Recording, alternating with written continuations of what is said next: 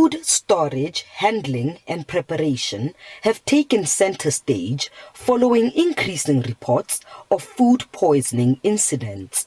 But experts say the spate of food-related illnesses and deaths came as no surprise.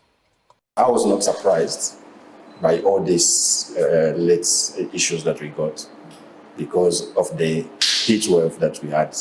And most of people were catering and so on. I think they didn't take into account the change of temperature and the increase in temperature, the late recent increase in temperature.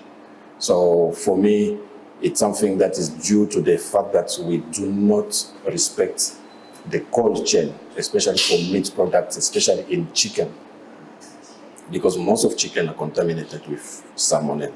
The dangers of foodborne pathogens in the country made international headlines following the outbreak of listeriosis in 2017. But such pathogens can only be adequately contained through adherence to the food's cold chain.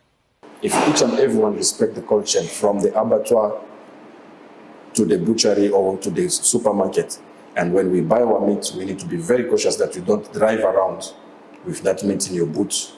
By the time you reach home, you have broken the cold chain. The bacteria, if the meat was contaminated, the bacteria multiplies fast, and you are at the risk. And you will see that most of this, it's when they were cooking in bulk.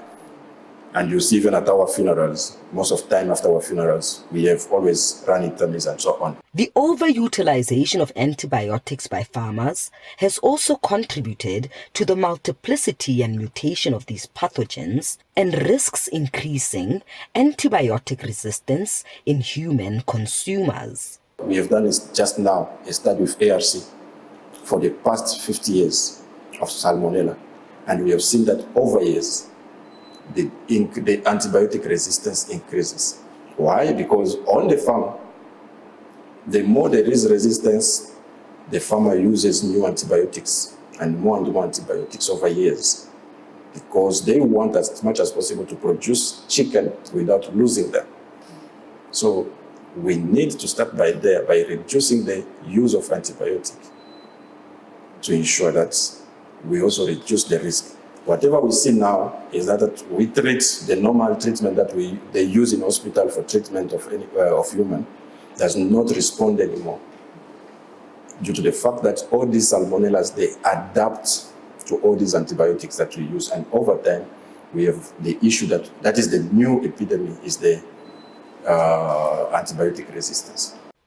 Pre-cooked and pre-packaged food are also not exempt, as significant consideration ought to be put on expiry and best before dates.